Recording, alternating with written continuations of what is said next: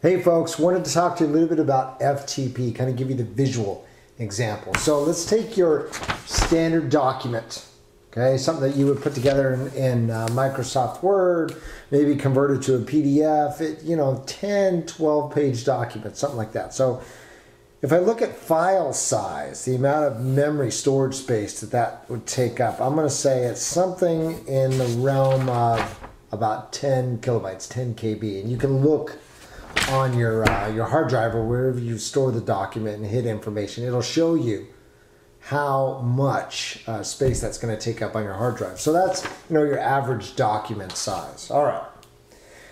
That type of a document can travel quite easily across email. You add it as an attachment, you send it to your friends. It's a quick way to get information back and forth. Now though, you start taking a megabyte, just 1 megabyte worth of information, data. And what's about a megabyte? Well, if you put together a document that has graphics, you put it together in a PDF, you've embedded maybe a short audio clip, you can quickly get on the edge of 1 megabyte. You could still probably send this through most email servers, most email services.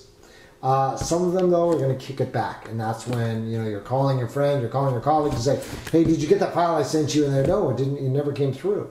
That's because the email server is kicking it back. Essentially what's happening there is you're trying to send out this package and it gets to the door of your email server where it's stored until somebody actually goes to retrieve their email.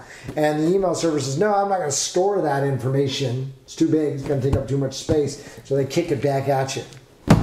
But you never necessarily know that that's happening. All you know is that your colleague is not getting it and you try and send it again and again and again. It gets frustrating. So on the edge, but I think still pretty safe. Then you take a step up to your 10 megabyte file. And what's 10 megs? Try and send a couple of high resolution images, the ones you've taken with your brand new Canon camera that are stored at like 2200 pixels by 2200 pixels, and those can easily be 2 megabyte, 3 megabyte files. So you try and attach a few of those, and your mail server is saying there is no way you're going to kick that thing through. Audio files, if you're trying to send any music, not that you'd be file sharing, because you know how that goes. But should you try and send any audio files, those are typically 3 to 4 megs or more. Right? If you're sending video, you're definitely going to break the 10 meg barrier. Anything over 30 seconds to a minute, video takes up a massive amount of file size.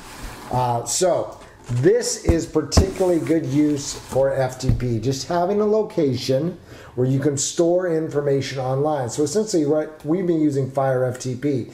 You send this big package through Fire FTP, it shoots it up to your server where it just kind of sits there. It's kind of like, as I've been using the post office analogy, it just sits there at the post office on the server, right? The analogy there, until somebody says, hey, I'd love to have that package of my own.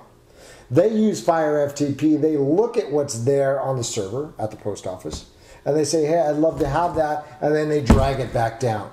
Now, because of the protocols that are being used, file transfer protocol, they can quickly transfer information back and forth like that. Email uses a completely different system, and that's why there's the backup.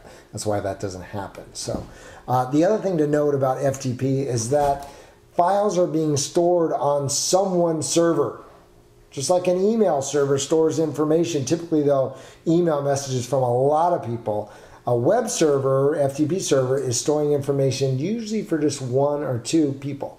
And the amount of files there, of course, are growing and growing and much larger in size. So you still will reach that limit where it's not going to be able to transfer any more information, but the limit is usually greater and you have a little bit more freedom, a little bit more flexibility with that. So again, the reason for FTP, we want to be able to transfer larger files like this. Sometimes even smaller files, like the 1 meg file, where you just want to keep it in a central location online, give a certain group of people access to it so they can download it. There it is, FTP, the visual. Let me know if you need any assistance with this week's assignments. I'm happy to help. Take care.